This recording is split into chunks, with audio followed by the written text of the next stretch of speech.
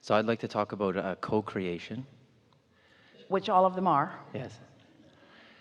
And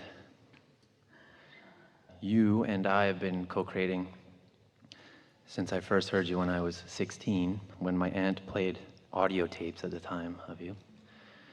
And at that time, when I was 16, I had two really big desires: to play professional hockey and to be in a true love relationship. And I watched a movie at the time called Princess Bride that had a guy named Andre the Giant in it, so there was tough stuff in it, but then emotional stuff in it, so I could watch it, yeah. And watching that movie just really gave that feeling of true love to me. Yeah, it resonated. But it took me 16 years to get out of my own way to actually line up with the feeling that I wanted to have. And when I did, 3 weeks later, I met my wife on the 2008 cruise. And you might say, rather than 16 years to get out of my own way, during the 16 years I blissfully made my way along, having a very good time on my way to that. In other words, that's another way of saying it that is more accurate. Yeah. Yeah, and when I look back, actually, it was actually great. I wish I would have enjoyed it more, so it's a good example to enjoy it more, for sure. In 2010, I came to the cruise, and then my pro hockey question came up. So I talked about age. I had already gone past the age that I should be to play pro hockey. And you told me, it doesn't matter what you say now, you're always going to have that desire, so you either got to line up with it or have the pain from it. And you had me basically sit in a chair and visualize my already having created that and being okay with it and not having attachment to the outcome. And within a couple of years, I created an opportunity to play on a tournament team that plays with professionals, and at an older age than most, I was able to compete at a high level. So that felt great. And it fulfilled all my dreams and desires that I had the asking of over those years when I was watching pro hockey on TV and feeling like I wasn't there and missing out. So that was huge. 2013 came, sat down with you again, and said, okay, I want to have my own business. And you shared with me, well, do you want to create it from scratch, or do you want to get something that's already got some momentum and run with it? And day before we got here, I had a contract sitting in my email inbox with the partners that I attracted that offered and asked me to be the CEO of the company and also have a percentage of the company. Yeah, so that felt really great. At that same time, I also aligned with, I want to feel more powerful within myself. Got to sit in this seat just the other day, and yeah, you're a little greedy that way. Yeah, have already started to feel that. And now things are lining up even faster because I'm not caring what people think as much as I used to. And So I'm asking direct questions. And my direct question is, I want to co-create now with my wife, and I want to co-create children. And I know how to co-create with you, and how to talk about it and be selfish about it and just get in here and let everything else out. I want to feel that way with my wife. all right, so this is an important distinction, isn't it? Because did you enjoy his evolution of desires? And you have some sense of him being in the receptive mode. See, this is the thing that we really want you to hear about all of this, because each of these things that he presented sounded like he just got an idea, which was when he set the goal, and then he set out to accomplish it. And we want to remind you and all of you who listened in that there was a lot of momentum before he even received the idea of something that he wanted. So you were never starting from scratch. You didn't start from scratch with the hockey thing. You didn't start from scratch with the relationship thing. You don't start from scratch with anything, in the sense that right now you're conjuring it all, because the vortex is full of the resources. Can you get a sense of that? It's so much further along the line than you know, that by the time you know that you want it, you're well along the way, which means it's a sure thing. It's a slam dunk. If you can form it into words, if you can identify that you want it, the momentum is huge, and the probability of a very positive and swift outcome is supreme. You follow that? Do you believe it? That's really what the things that you told us were about.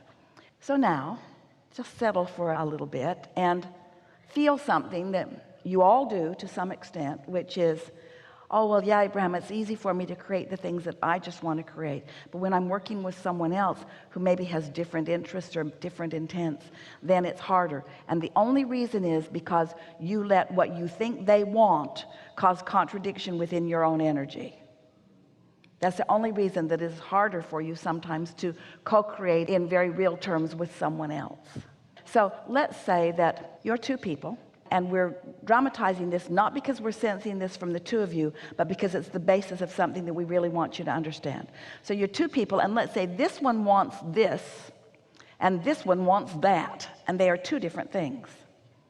What usually happens to both of you is this one isn't thinking only about what they want. Instead, they're worrying about what you want. And you aren't only thinking about what you want, you're worrying about what they want. So neither one of you is in alignment with what you want. And so neither one of you is in alignment with your receptive mode, and neither one of you is getting what you want, and you're both blaming the other one for the process. That is how co-creation usually goes in most relationships, whether it's a personal relationship or a work relationship or a parent-child relationship. That's the way most of it goes. And can you feel what the common denominator is? I'm not minding my own business. I'm not tending to my own vibration, because after all, I love you and I care what you think. Esther used to say to Jerry, let's talk about this. I really want to know what you think. And Jerry would say, I don't think you want to know what I think. I think you want me to think what you think. And Esther would say, oh no, but that was exactly what was going on. Oh no, no, no, no. So we want to ask you, if you could stop believing that you need your working partners to be your cooperative components. Dun, dun, dun. Hear it. If you could stop believing that you need the people that you're co-creating with to be cooperative components, because often they're not, and when they're not, you stick your nose in that bit, and then you're not a cooperative component to your own business because you are worried about them not being a cooperative component. You hear what we're saying?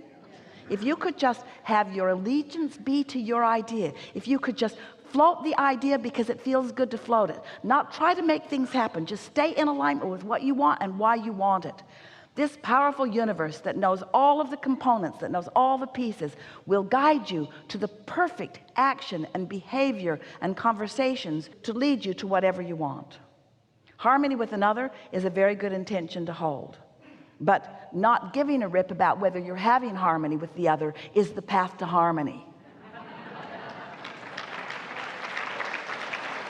Because when you care about the harmony that you're not getting, now you're not in harmony with yourself, now you've lost your power, and now it's their fault, and it can go on for quite a while before you get rid of them.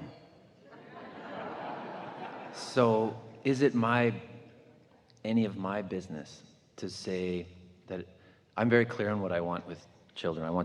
I'd love 2 children. I'd love a daughter and a son, and I would love a daughter that has the same light in her eyes and the same look in her face that my wife has, and the energy, and to resonate that feeling. And I would love a son that has similar interests to mine. What we want you to notice is how much pleasure that you're taking from the ideas of that, and we want that to be enough.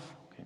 Continue to take pleasure from this story that you're telling, and don't try any manipulation to bring it about. Just take pleasure in the same way that you dreamed yourself into hockey, and you dreamed yourself into this relationship, and you dreamed yourself in. It's just that light, soft approach that brings you everything that you want. Okay.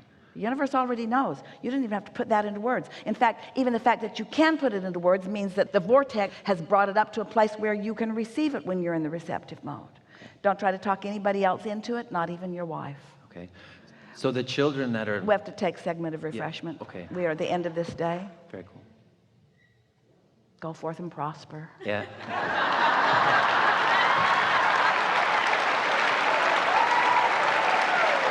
We have enjoyed this interaction immensely. There is great love here for you. We are complete.